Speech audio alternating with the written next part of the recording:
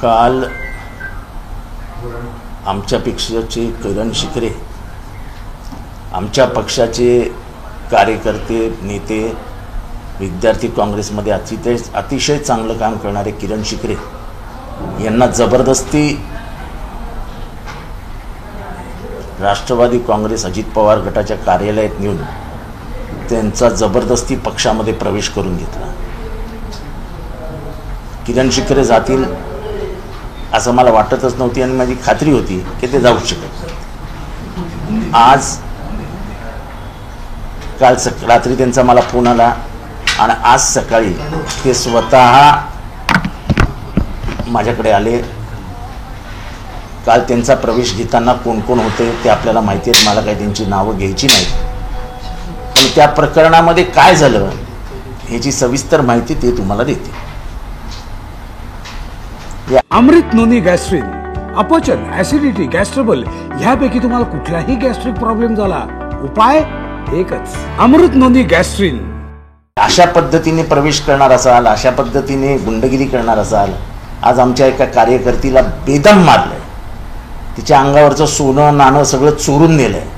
ती नावं कोण आहेत तेही आम्हाला माहिती आहे आणि त्यांना सांगितलं कोणी हे पण आम्हाला माहिती आहे. आता त्या कार्यकर्तीला भेटायला जाणारच आहे.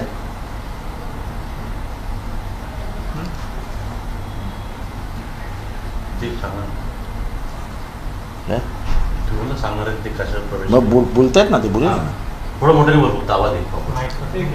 सर्वांना नमस्कार. मी किरण शिकरे.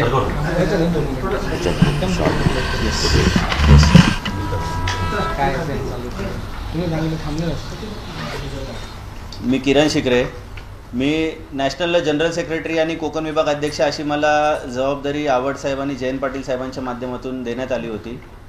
धीरज शर्मा, सोनिया दुहान हे माझे अतिशय जवळचे सहकारी होते, त्यामुळे मला कुठेतरी वाटत होतं की त्यांनी पवार साहेबांबरोबर निष्ठेने राहावं.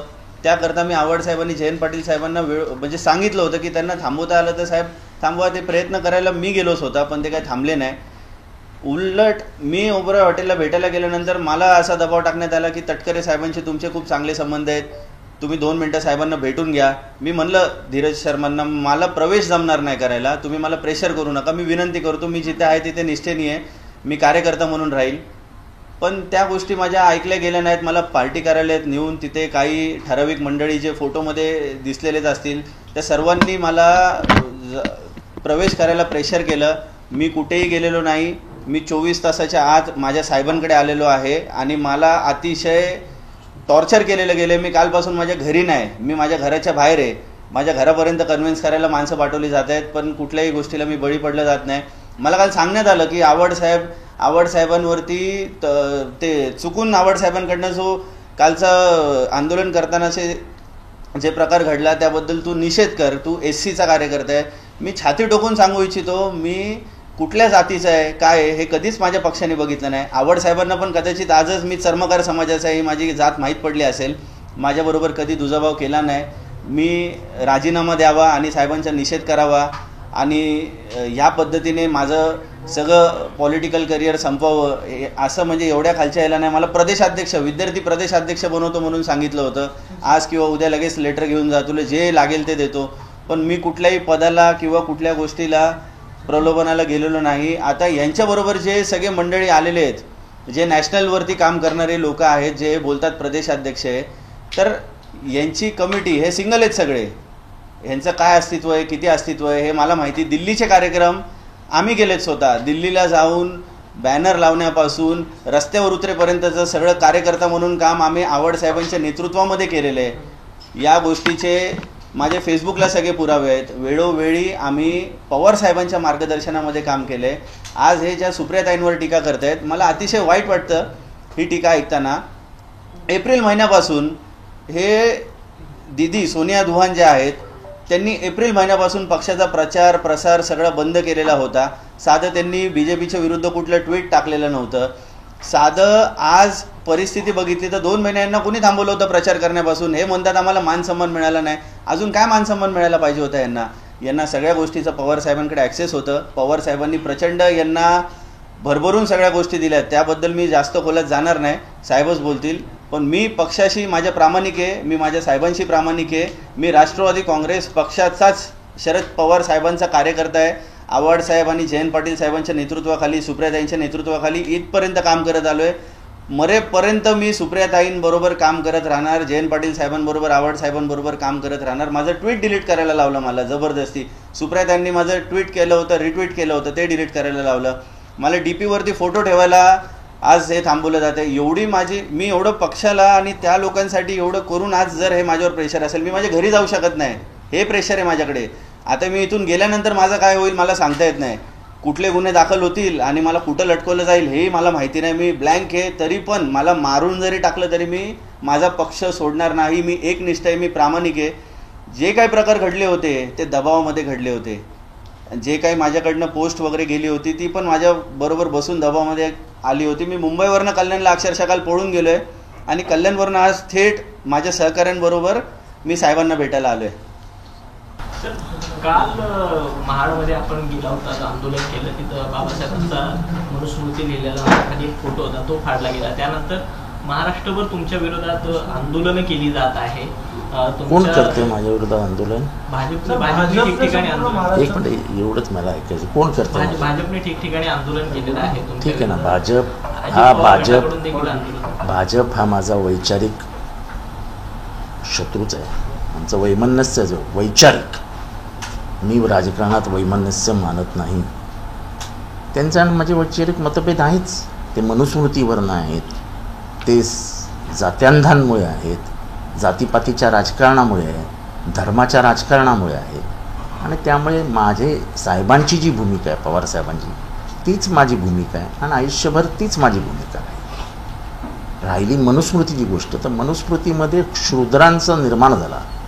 मनुस्मृतीमध्ये स्त्री ती कुठल्याही जाती वर्णाची असो, ती अत्यंत खालची आहे आणि तिला उपभोगाची वस्तू म्हणूनच वापरा असा म्हणणारा मनु हा मला मान्य नाही. मला आई आहे आणि माझ्या आईला असं म्हणणं मला मान्य नाही. मराठी साहित्यात म्हटलं, एका क्षणाची पत्नी अनंत काळाची माता असते. त्या मातेबद्दल असं लिहिणं हे कुठल्या माणसाला मान्य आहे? ह्यांना माझ्या हातनं चूक झाली, त्याबद्दल मी जे काही बोलायचं ते बोललो. आंबेडकरी जनता म्हणजे आंबेडकरी जनता नाही, आंबेडकरांवर प्रेम करणारे समाजातल्या सर्व स्तरावरती माणसं आहेत. त्या सगळ्यांची माफी पण मागितली. कोश्यारींनी माफी मागितली होती का जेव्हा ते महात्मा फुलेंबद्दल बोलले होते? चंद्रकांत पाटलांनी माफी मागितली होती का जेव्हा ते शिवाजी महाराजांबद्दल बोलले होते? ये 12 साल के बच्चे क्या करते होंगे, याचा अर्थ काय होतो? तेव्हा त्यांना कोण बोलायला गेलं नाही बीजेपी वाले की तुम्ही क्या बोल रहे हैं ज्योतिबा फुले के बारे में.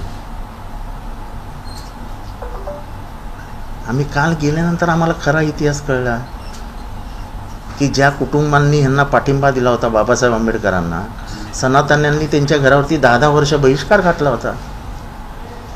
बाबासाहेब आंबेडकर जेव्हा रायगडावरती गेले होते तेव्हा रायगडावरच्या सनातन्यांनी त्यांना मारण्याचा प्रयत्न केला होता.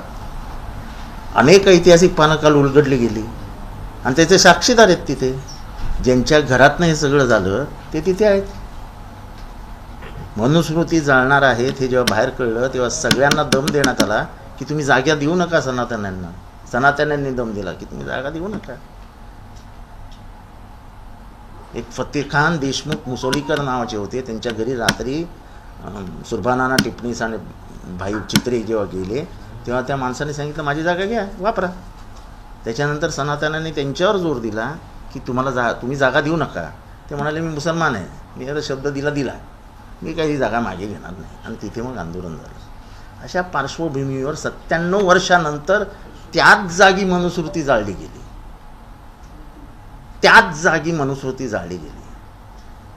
आमच्याकडनं चूक झाली, त्याच्याबद्दल माफी मागितली. त्याच्यानंतर आमच्यावर गुन्हे दाखल झाले. मला फाशी द्या. मी मनुस्मृती आणि मनुवादाच्या, सनातनी मनोवादाच्या विरोधात उभा राहणार. मरणाला न घाबरणार कार्यकर्ता आहे मी. जो जातीभेद, जो वर्णाश्रम, जो वर्णवर्चस्ववाद, जो स्त्री द्वेषाची बीजे पेरली गेली, स्त्रीला आपल्या समाजात मान्यताच नव्हती. महात्मा ज्योतिबा फुले आले नसते तर स्त्रिया शिकल्याच नसत्या. मग स्त्रिया ब्राह्मण समाजातल्या असो नाही तर क्षुद्र समाजातल्या असो, त्यांना जगण्याचाच अधिकार नाही असंच लिहिलंय म्हणून. त्या मनूबद्दल काय बोलतात ते बोला ना. जितेंद्र आव्हाड चुकला, माफी मागितली मोठ्या मनाने. आणि मला आनंद आहे की छगन भुजबळ उघडपणाने म्हणाले की त्याचा उद्देश बघा काय तो. जयंत पाटील म्हणाले त्याचा उद्देश बघा काय तो. सुषमा अंधारे म्हणाले त्याचा उद्देश बघा काय तो. दलित पॅन्थरचे दीपक केदारे, अनेक दलित पॅन्थर किंवा रिपब्लिकन पक्षाचे नेते म्हणतायत की जितेंद्र आव्हाड हे करूच शकत नाही. त्याच्या हातनं चुकून झालं, अनावधानानं झालं हे मान्य आहे, पण त्यांनी जाणून बुजून केलं हे म्हणणं चुकीचं आहे. हे असे अनेक दलित समाजातले कार्यकर्ते म्हणता आहेत. आणि 185 किलोमीटर लांब जाऊन काय मूर्ख आहे का फोटो पाडायला. अनावधानाने झालं. उलट आम्हाला वाईट वाटतंय की इतका चांगला सगळा कार्यक्रम होत असताना शेवटी ही घटना घडावी. सगळ्यावरती पाणी फिरलं. 97 वर्षानंतर, लक्षात घ्या, 97 वर्षानंतर कोणीतरी तिथे जाऊन सुरभानाना टिपणीस यांचा नातू मिलिंद टिपणीस यांना बरोबर घेऊन तिथे अनेक जण त्या काळातल्या लोकांचे नातेवाईक होते ते तिथे आले होते. आणि त्यांनी सगळ्यांनी मिळून हे केलं. आणि त्या सगळ्यांनी टी व्हीला सांगितलं की जितेंद्र आव्हाड किंवा इतर कार्यकर्त्यांकडनं झालं ते अनावधानाने झालं. त्यांना माहितीच नाही की खाली फोटो कोणाचा आहे. काही ठिकाणी म्हणजे महाडमध्ये, ठाण्यामध्ये किंवा महाराष्ट्रात काही ठिकाणी अॅट्रॉसिटीचा गुन्हा. ठीक आहे ना, आम्ही गुन्हे झेलायला तयार आहोत. चुकी आमची आहे. त्यामुळे गुन्ह्यांना घाबरून मनुस्मृतीपासून लांब जाणारे कार्यकर्ते नाही. मनुस्मृती जाळण्याचा कार्यक्रम चालूच राहील. ते त्याच्यात कोणीही मला अडवू शकत नाही. यांना मला पुढे करून मनूला माझ्या मागे लपवण्याचं काम सुरू आहे. ते होऊ देणार नाही. जितेंद्र आव्हाडांना अटक झाली पाहिजे, त्यांचा राजीनामा घ्या असे देखील आता मागणी होते. का वाटतं घ्या ना. माझा कोणाचा राजीनामा पाहिजे? कुठला राजीनामा पाहिजे? आमदारकीचा राजीनामा द्या असं कोण म्हणतं? आमदार कोण मनीषा दे? मनीषा कायंदे. त्यांना बोलू द्या ना. त्यांना कायद्याची किती माहिती आहे मला माहित नाही. राष्ट्रवादीकडे देखील मागणी होते की राष्ट्रवादी भुजबळ साहेब माझ्या मागे उभे राहिले हो. भुजबळ साहेब. भुजबळ साहेबांनी आपली पाठराखण केली आहे, काय सांगाल? तेच बहुजनांची समाज व्यवस्था ज्यांना व्यवस्थित समजते ते भुजबळ साहेब माझ्या मागे उभे आहेत. बाकीच्यांची मला वाटतं अभ्यासक्रमामध्ये मनू हा जो त्याच्यावरती बोला ना. त्याच्यावरती बोला. जितेंद्र आव्हाड झाला ना, गुन्हा दाखल झाला, हे केलं ते केलं, एवढं राज्यभर तुम्ही सगळे केलेत. राज्यभर मनूचे पुतळे जाळून दाखवा ना. तुम्ही प्रसिद्धीसाठी हे करताय असं अजित पवार गटाकडून सांगण्यात येतं. अजित पवार गट कोण आहे मला माहित नाही.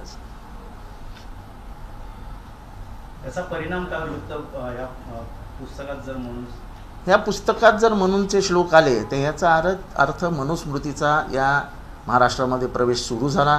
ज्या महाराष्ट्रामध्येच मनुस्मृतीला आडवं पाडण्यात आलं, ज्या महाराष्ट्रामध्ये त्याचं दहन करण्यात आलं आणि ते दहन करून नंतर संविधान लिहिलं आणि मनुस्मृती कायमची संपवली. हे इथे महाराष्ट्रामध्ये एक वर्ग होता जो 1950 साली म्हणाला होता की आम्ही हे संविधान मानत नाही कारण का आमचं संविधान मनुस्मृती आहे. स्त्री ही वासनेनी भरलेली आहे. स्त्रीला कायम कामवासना असतात, तिच्या डोळ्यात वासना असते, असं म्हणणारं संविधान आम्हाला नको आहे. स्त्रियांचा इतका अपमान, इतकं खालच्या पातळीवर जाऊन बोलणं, समाजामध्ये चार व्यवस्था निर्माण करून जातीद्वेष निर्माण करणं हे कामच नाही आहे कोणाचं. माणसाला माणसाप्रमाणे जगू दिलं पाहिजे असं डॉक्टर बाबासाहेब आंबेडकरांचं मत आहे. आणि बाबासाहेब आंबेडकरांबरोबर कोण कोण होते त्याचा तुम्ही विचार करा. सगळे सवर्ण, उच्च सवर्ण त्यांच्याबरोबर होते. सुरभानामा टिपणीस हे जे तिथले नगराध्यक्ष होते यांचे वय 28 होतं जेव्हा त्यांना बोलवलं. बाबासाहेबांचं वय 38 होतं. त्यांच्या घरावरती बहिष्कार टाकण्यात आले, त्यांच्या घरावरती हल्ले झाले, त्यांची घरं पेटवण्यात आली, पण ते मागे हटले नाहीत.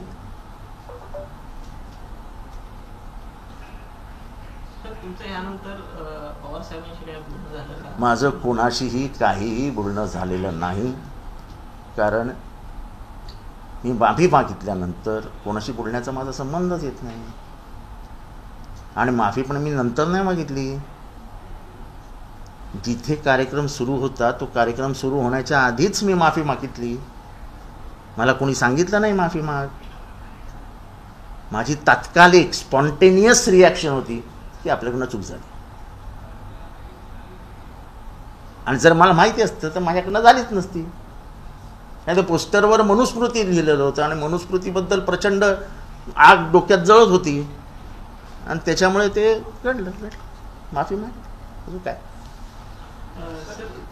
सकाळी भुजबळांनी तुम्हाला तुमची पाठराखण केली तरी प्रवीण दरेकर असे स्पष्टपणे म्हणतात की तुरुंगात टाका ना, तुरुंगात टाका, जेलमध्ये टाका, फाशी द्या.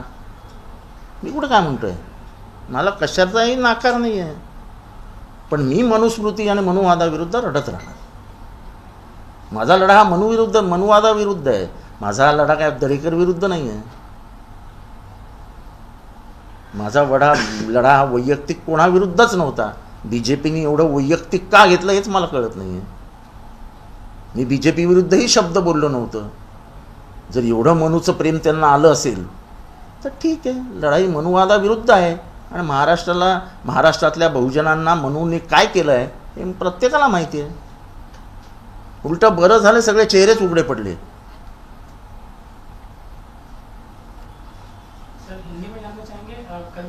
जरा एक मिनिट रुक ना. सर, आज संपूर्ण महाराष्ट्रात तुमच्या विरोधात आंदोलन होत आहे. मात्र तुमच्या घराबाहेर म्हणावी की सिक्युरिटी जी आहे ती दिसत नाही. पोलीस आहेत, मात्र जी सिक्युरिटी हवी असते ती तुमच्या घरात. काय खून करणार आहेत का माझा? खून करणारे कोणी मग? आणि जर कार्यकर्त्यांना वाटलं असेल की जितेंद्र आव्हाडचा खून करून टाका, आय वेलकम देम. मी एका विचारांची लढाई आयुष्यभर लढलो आहे. जेव्हा भिडे म्हणतो की तुकारामापेक्षा आणि ज्ञानेश्वरापेक्षा मनू श्रेष्ठ आहे, तेव्हा कोणीच बोलायला बाहेर येत नाही. तेव्हा मीच आलेलो बाहेर बोलायला. मनूचं श्रेष्ठत्व जेव्हा सांगितलं जातं त्याचा अर्थ काय होतो? कोश्यारी जेव्हा बोलतात की क्या किया होगा 12-13 साल के लड़कों ने, हे काय आहे, तेव्हा कोण बोलायला बाहेर नाही आलं. जेव्हा चंद्रकांत पाटील शिवाजी महाराजांबद्दल बोलले तेव्हा कोणी बोलायला बाहेर नाही आलं. ते महापुरुष नाही आहेत का? आणि डॉक्टर बाबासाहेब आंबेडकरांबद्दल कोणी काय लिहून ठेवलंय ते आता एक काढण्याची वेळ नाही. वेळ आली की मी ते पुस्तकं पण समोर करेन. आम्ही संविधान मानतच नाही असं म्हणणारे कोण होते तेच पुस्तक पण मी समोर करेन. आणि मनूचा चंचू प्रवेश शालेय शिक्षणामध्ये हा डॉक्टर बाबासाहेब आंबेडकरांचा अपमान आहे, अपमान. कारण का त्यांचं म्हणणं स्पष्ट होतं की मानव म्हणून मानवाला जगूच देऊ नये, असंच मनूचं काम आहे, असंच मनूचं लिखाण आहे. आणि त्याच्यातले केसरकर म्हणतात 4-2 श्लोक टाकले तर काय, चांगले श्लोक आहेत. मनू हे चांगले श्लोक लिहू शकतो हा शोध केसरकरांना कुठनं लागला हे मला काही कळलेलं नाही. केसरकर काय आंबेडकरांपेक्षा 2 पावलं हुशार आहेत की काय याचा सुद्धा शोध घ्यावा लागेल होता. आणि असं आहे की वातावरण तयार करण्यासाठी आंदोलनं वगैरे केली जातात. त्याचं काय फार मला उलटं बरं आहे, बोलायला चान्स मिळाला, सगळे उघड पडले. मनूबद्दल कोणीच बोलत नाही. मला पुढे करून आता मनूला मागे टाकण्याचं काम सुरू झालंय. पालकांना आणि विद्यार्थ्यांना का आव्हान असेल आव्हान करणं? पालकांनी आणि विद्यार्थ्यांनी जर त्यांच्या पुस्तकात आलं तर पालकांनी विरोध केला पाहिजे. प्रत्येक पालक, त्याच्यामध्ये एक आई आहे ना, त्या आईला मी दाखवतो की काय लिहिलंय बघा स्त्रियांविषयी, तुम्हाला हे मंजूर आहे का? संस्था चालकांना आम्ही आवाहन करणार आहोत की बघा काय लिहिलंय पुस्तकामध्ये, मनुस्मृती वाचा आणि बघा काय लिहिलंय की एका क्षुद्र स्त्रीने कशी कोणाची सेवा केली पाहिजे. म्हणजे तिला फक्त उपभोगच घेतला पाहिजे, तिचा बाकी काही कामच नाही आहे. ती पुरुषांना बिघडवण्यासाठी जन्माला आली आहे. तिच्या डोळ्यात काम वासना असतात. ती शृंगार फक्त पुरुषांना ताब्यात घेण्यासाठीच करते. तुम्हाला सगळ्यांना आया बहिणी आहेत, तुम्हाला मान्य आहेत का मला सांगा? सगळ्यांना आया बहिणी आहेत. ही लढाई विचारांची लढाई आहे. ठीक आहे, माझ्याकडनं काल चूक झाली, आंदोलन झालं, पण आंदोलन करताना मनूविषयी कोणी बोललं नाही. कारण का ह्यांच्यातला मनू मेलेलाच नाही आहे. ह्यांच्यातला मनू जागा आहे. आणि मी आज म्हणत नाही, मी नेहमी म्हणत होतो की ज्या हाती एक हाती तुम्ही यांना सत्ता द्यायला सुरुवात कराल त्या दिवशी मनूचा पुनर्जन्म होईल.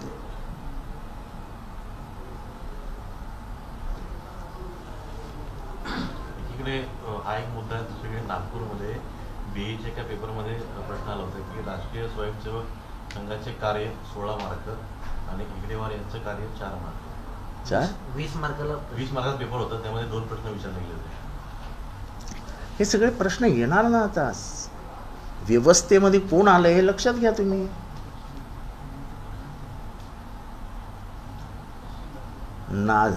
नाझी साम्राज्यामध्ये मुसोलिनीला भेटून आलेला, फॅसिस्ट मुसोलिनीला भेटून आलेले डॉक्टर मुंजे हे त्यांचे आदर्श आहे. मुसोलिनी आणि हिटलर हे किती क्रूर कर्मा होते हे जगाला माहिती आहेत. पण त्यांना भेटायला कोण गेलं होतं याची माहिती घ्या. तो पण इतिहास शिकवा आता की हिटलर आणि मुसोलिनी कसे चांगले होते.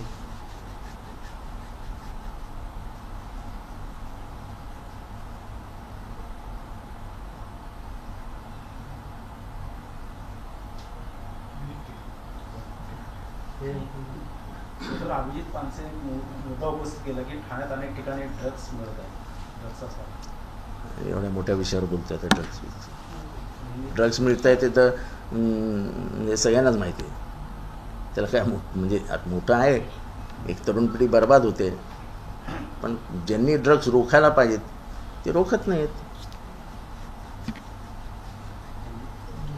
सर, हिंदी में जानना चाहेंगे कल जिस तरीके से आपके ऊपर लगातार आरोप हो रहे हैं, पूरे महाराष्ट्र में आंदोलन किए जा रहे हैं, उसको लेकर आपने माफी भी मांगी, लेकिन क्या आप इसको लेकर किस तरीके से आपकी मांग रही है? क्या आपकी मांग रही है? मेरी कुछ मांग नहीं है. मैंने जो मनुस्मृति जलाने का कार्यक्रम था वो पूरा कर दिया. वो जब जोश में थे सब, तब एक पोस्टर फाड़ा गया, उसके ऊपर एक छोटा फोटो बाबा साहब का था, उसको ईजा पहुंची. उसके लिए उसी समय हमने माफ़ी मांग ली. और आप फेसबुक और ट्विटर पे जाके देखिए, लोगों ने कहा है कि जब माफ़ी मांगी है तब इतना बवाल क्यों कर रहे हैं आप? क्योंकि उनको मुझे आगे करके मनु को पीछे छुपाना है. मनु के बारे में जो खुल के बोल रहे हैं, आप मत बोलिए, आपके ऊपर गुनाह दाखिल हुआ है, आपको हम डाल देंगे, मुझे फांसी चढ़ा दो. जाते जाते मैं भी मनुवाद के खिलाफ ही बोलूँगा. जैसे भगत सिंह ने कहा था कि मुझे आप फांसी दो, लेकिन पुनर्जन्म पे मेरा भरोसा नहीं है, विश्वास नहीं है. लेकिन पुनर्जन्म अगर हुआ और तभी भारत स्वतंत्र नहीं हुआ तो मैं फिर से आपको गोलियां मारूंगा. ये मनुवाद की लड़ाई जो 5000 सालों से चालू है, वो बाबा साहब ने 97 ईयर्स पहले, 97 साल पहले मनुस्मृति जलाई थी.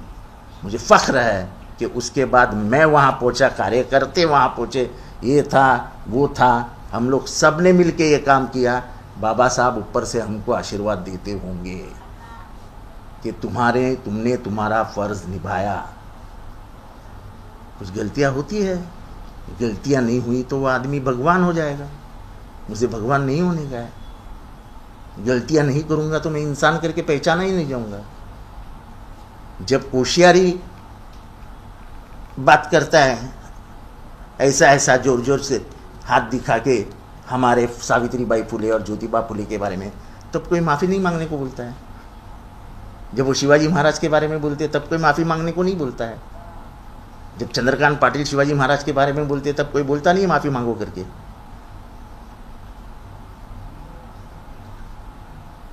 तो ऐसा दूजाभाव मत करो ना.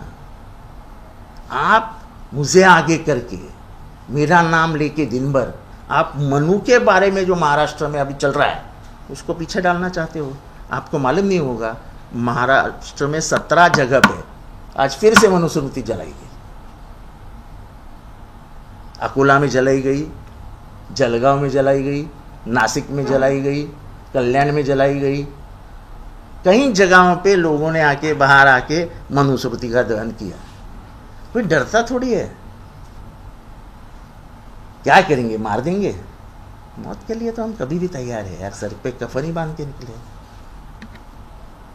किसी की हिम्मत थी क्या बोलने की हम 2 हमारे 12. बोला ना मैंने कि कुरान को गलत तरीके से पेश करके ये ऐसी द्वेष निर्माण हो, ऐसी फिल्म बनाई जा रही है। देखो, ऐसे विषय जो समाज को हानिकारक है उसके बारे में नहीं बोलेंगे तो उससे अच्छा है कि हम राजनीति छोड़ दे यार। जो गलत है वो गलत है। मेरी गलती हुई, मैंने माफी मांग ली। अब उनकी जो गलती है उसके बारे में क्या है? ये तो मैं नहीं बोला ना, केसरकर बोला ना कि 4 श्लोक लिए तो क्या हुए, अच्छे श्लोक है। तो मनु कभी से इनको अच्छे लगने लगे। हमारे एक पत्रकार भगिनी को पूछा गया था, तेरा टिकली किधर है तेरी? आप पूछ सकते हैं क्या किसी महिला को, तो टिकली लगाती कि नहीं लगाती? तेरे लड़की को बोलना जाके, दूसरे के लड़की को बोलने का अधिकार है क्या? तभी कोई नहीं बोला कुछ कि ये वर्ण व्यवस्था का भाग है। जब ये कहा गया कि मनु तुकाराम और ज्ञानेश्वर से बहुत बड़े हैं, तब किसी ने कुछ नहीं कहा। हम ही लोगों ने चिल्लम चित की, होशियारी के खिलाफ हम ही बोले। तो बाबा साहब अम्बेडकर है ही बड़े, लेकिन क्या आप महात्मा फुले को नहीं मानते क्या? ज्योतिबा फुले को नहीं मानते क्या? कर्मवीर भाऊराव पाटिल भीख मांग के स्कूल निकालते थे, ऐसे कहने वाले को आप क्या बड़ा मानते हैं क्या? आज कम से कम कुछ नहीं तो कुछ 15-16 लाख बच्चे उस स्कूलों में पढ़ रहे हैं।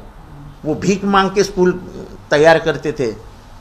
शर्म नहीं आती? जिस जमाने में बहुजन पूरा स्कूल से बाहर कर दिया था, पढ़ना लिखना मना था, उस वक्त कर्मवीर भाऊराव पाटिल बाहर आके उन्होंने स्कूलें बनाई, रैयत शिक्षा संस्था नाम की संस्था बनाई। आज लाखों करोड़ों लोग उसमें से सीख के IAS बने, IPS बने। आज मंत्रालय में आधे अधिकारी तो रैयत शिक्षण संस्था के हैं। उसके ऊपर बात नहीं करेंगे क्या आप? मनु ने जो स्त्री के बारे में बात किया है उसके बारे में बात करो। चलो आओ विवाद करते हैं सामने सामने, उसके ऊपर बात नहीं करोगे? मैं तो आज मांग कर रहा हूं, मेरी गलती हुई, माफी चाहता हूं, लेकिन आज मैं मांग करता हूं, अगर तुम सही में डॉक्टर अंबेडकर को मानते हो तो मनुस्मृति किताब फिर से महाराष्ट्र में आएगी नहीं, उसकी प्रिंट की ही नहीं जाएगी, ये हमसे वादा करो। चलो। प्रकाश आंबेडकर म्हणतात की जाळल्याने छगन भुजबळ आपका समर्थन कर रहे हैं, सत्ताधारी पार्टी के मंत्री है, लेकिन एक तरफ दूसरी सत्ताधारी पार्टी के जो नेता है आपका विरोध करने लगे। देखो, ऐसा है, छगन भुजबल को सामाजिक व्यवस्था समझती है।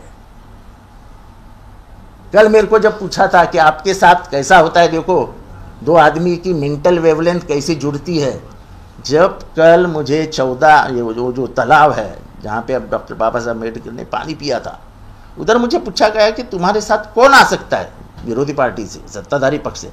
मैंने एक ही नाम लिया था, छगन भुजबल, क्योंकि उनके साथ रह चुका हूं। भले ही हम अभी अलग अलग हैं, लेकिन उनकी मानसिकता क्या है मैं बराबर जानता हूं। सर, एक तरफ पुणे में जिस तरीके से घटना है उसके बाद आपके जो मैटर को सबसे ज्यादा बढ़ाया है, कहीं ना कहीं मैटर को डाइवर्ट ऐसा है कि पोर्शे में क्या क्या हुआ, किस आदमी ने खून के सैंपल फेंक दिए, उसको किसके किसके फोन आए थे, कमिश्नर को किसके किसके फोन आए थे, ये सब डाइवर्ट करना है। मेरी गलती हुई, बहुत बड़ी गलती हुई, और इनको एक मौका मिल गया सबसे दूर हटने का। ऐसा दूर नहीं हट सकते।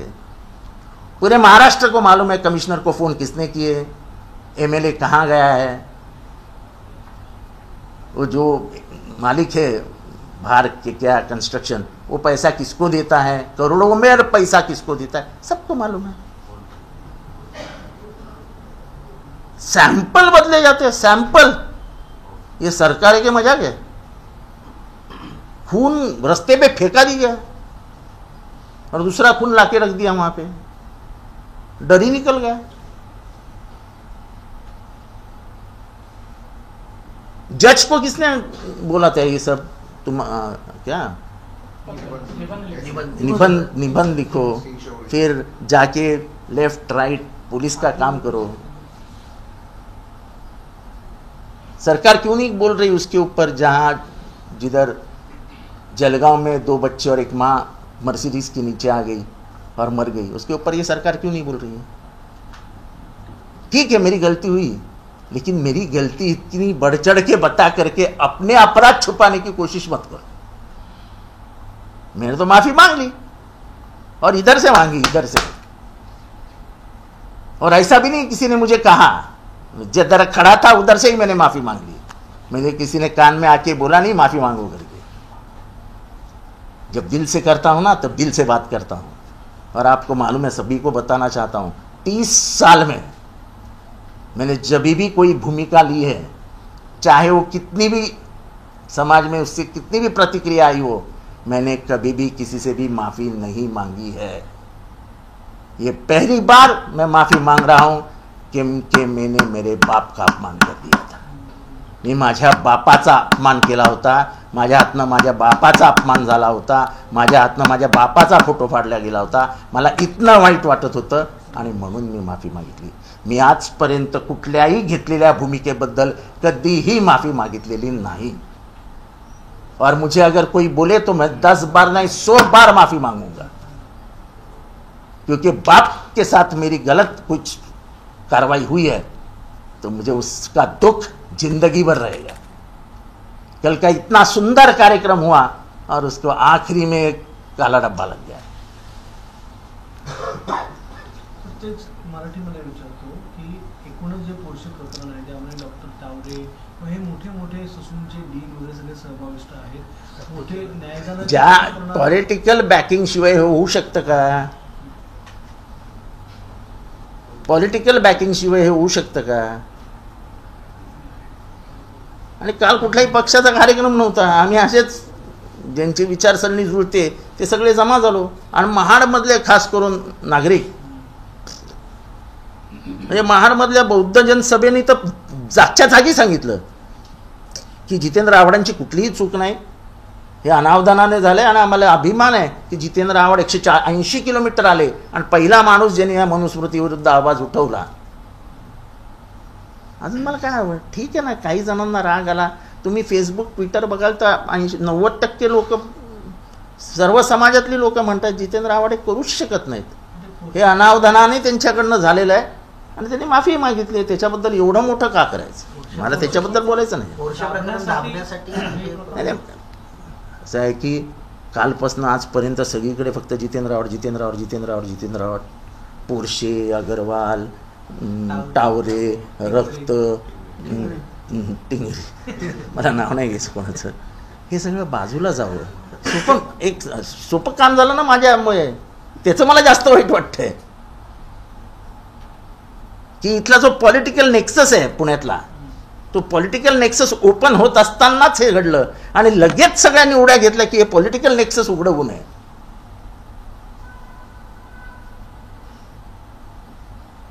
श्रीमंतांचं सरकार हे मनूबद्दल बोलत नाहीये,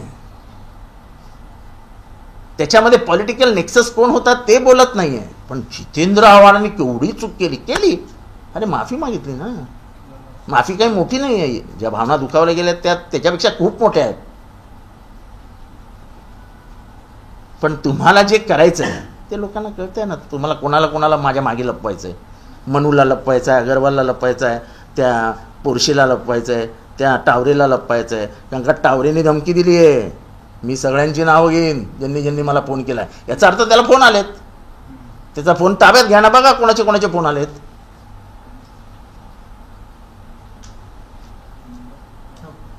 काल ह्याचा प्रवेश घेतला आणि प्रवेश घेताना याला दम दिला की तुझे काय काय धंदे आम्हाला माहिती आहेत, पोलिसांना सांगून तुला आतमध्ये टाकू, तू जर आमच्याबरोबर आला नाहीस तर। पोलीस तर असे म्हणजे फोन करता येते की त्याचे काय पोलीस यांच्या घरचे नोकरच झालेत। ह्याचं काही काय खून केलेत, हा काय गुंडा आहे, ह्याच्यावर एक गुन्हा आहे।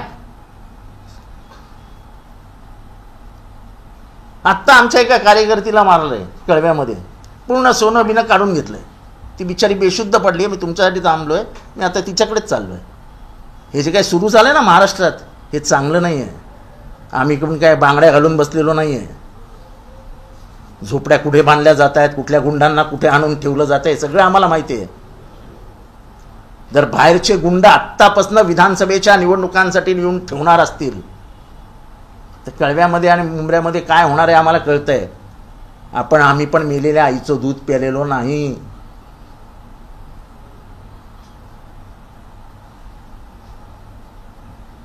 हम जिस तालाब में तैर चुके हो उसमें उसका पानी भी आपको नहीं मालूम है।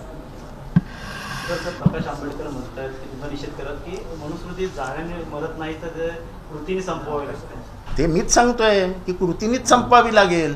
त्यांनी हे सगळं बीजेपीला सांगावं की कृतीने संपवा. आम्ही तर कृतीने कधीच संपवलंय. आमच्या घरी एकच मुलगी आहे, तिलाच सगळं आम्ही मानसन्मान देतो. मनूला पहिला कापला आम्ही तिथेच ना.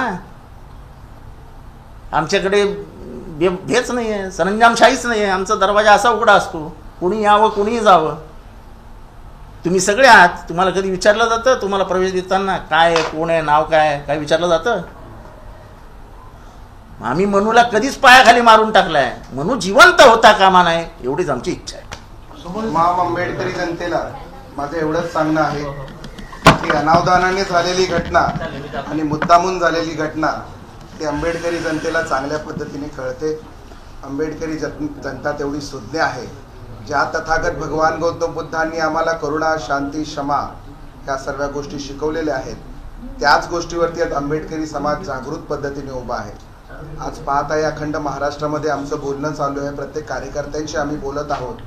तर आंबेडकरी समाजाचं हेच म्हणणं आहे की आज 35-40 वर्ष ते जितेंद्र आव्हाड साहेबांना स्वतःच्या डोळ्यांनी पाहत आहेत, बघत आहेत की बाबासाहेब आंबेडकरांचं नाव घेऊन जो भाषण चालू करतो आणि बाबासाहेब आंबेडकरांच्या विचारासाठी 35 वर्ष अखंडपणे आज रस्त्यावरती उतरणारी कुठली व्यक्ती असेल तर ती डॉक्टर जितेंद्र आव्हाड आहेत. बाबासाहेब आंबेडकरांची प्रत्येक भूमिका, प्रत्येक विचार जेव्हा जेव्हा बहुजन समाजावरती अन्याय होतो तेव्हा डॉक्टर जितेंद्र आव्हाड हे अग्रेसर पद्धतीने त्या ठिकाणी उपस्थित असतात. अशाच पद्धतीने पाठ्यपुस्तकामध्ये, अभ्यासक्रमामध्ये मनुस्मृतीचे 2 श्लोक हे प्रवेश करणार होते आणि विद्यार्थ्यांच्या जीवनावरती त्याचे भविष्यात परिणाम होणार होते. हे चातुर्वर्ण व्यवस्था एक प्रकारे या महाराष्ट्रामध्ये लादली जात होती आणि चाणक्य बुद्धीचे जितेंद्र आव्हाडांनी ती गोष्ट हेरली की जर मनुस्मृतीचे श्लोक जर पाठ्यपुस्तकामध्ये आले तर जातीयतेचा मोठ्या प्रमाणावर प्रचार आणि प्रसार होऊ शकतो. म्हणून डॉक्टर जितेंद्र आव्हाड साहेबांनी ती भूमिका घेतली का ज्या बाबासाहेब परमपूज्य डॉक्टर बाबासाहेब आंबेडकरांनी महाडच्या 14 तळ्याचं पाणीला स्पर्श करून ज्या मनुस्मृतीचं दहन केलं त्याच ठिकाणी त्या मनुस्मृतीचं दहन करण्यात येईल. आणि आम्ही शेकडो कार्यकर्ते त्या प्रभागातले, विभागातले, त्या एरियातले, महाडमधली लोक त्या ठिकाणी उपस्थित होतो आणि तिथे जवळ जाऊन आम्ही पाहिलं. साहेबांच्या हातामध्ये मनुस्मृतीचा फोटो होता. साहेबांनी फक्त मनुस्मृती पाहिलेली आहे, मनुस्मृतीचं नाव पाहिलेलं आहे. बाबासाहेबांचा फोटो साहेबांच्या लक्षात आला नव्हता. त्या ठिकाणी मनुस्मृती हे नाव बघितलं आणि साहेबांनी मनुस्मृतीचं त्या ठिकाणी पोस्टर फाडण्यात आलेलं आहे. हो, ही गोष्ट खरी आहे का त्या ठिकाणी मनुस्मृती दहन करत असताना बाबासाहेबांची सुद्धा त्या ठिकाणी प्रतिमा होती. पण साहेब हे बाबासाहेब आंबेडकरांना मानणारे आहेत. आम्हाला अभिमान आहे की साहेब एक आंबेडकरवादी योद्धा आहेत आणि अनावधानाने झालेली ही जी चूक आहे ही साहेबांच्या पण लक्षात आलेली आहे. साहेबांनी तुरंत स्टेजवरती पाहिलं आणि स्टेजवरती बघितल्यानंतर साहेबांनी त्या ठिकाणी बोललं की मी माझ्या या ठिकाणी अनावधानाने माझ्या बापाचा फोटो, बाबासाहेब आंबेडकरांचा फोटो नकळत माझ्याकडून फाडला गेला. याची मी आंबेडकरी जनतेची जाहीर माफी मागतो, त्या महाराष्ट्राची जाहीर माफी मागतो. असं सांगितल्यानंतर सुद्धा काही लोक आज रस्त्यावरती उतरलेली आहेत. ती उतरलेली फक्त एवढ्यासाठीच आहेत की मनुस्मृती साहेबांनी का जाळली, आव्हाड साहेबांनी, याचं दुःख त्यांना आहे म्हणून ती रस्त्यावरती उतरलेली आहे. त्यामुळे तमाम आंबेडकरी समाज हा डॉक्टर जितेंद्र आव्हाड साहेबांबरोबर खंबीरपणे उभे आहेत कारण का ते एक आंबेडकरवादी योद्धे आहेत. धन्यवाद. जय हिंद.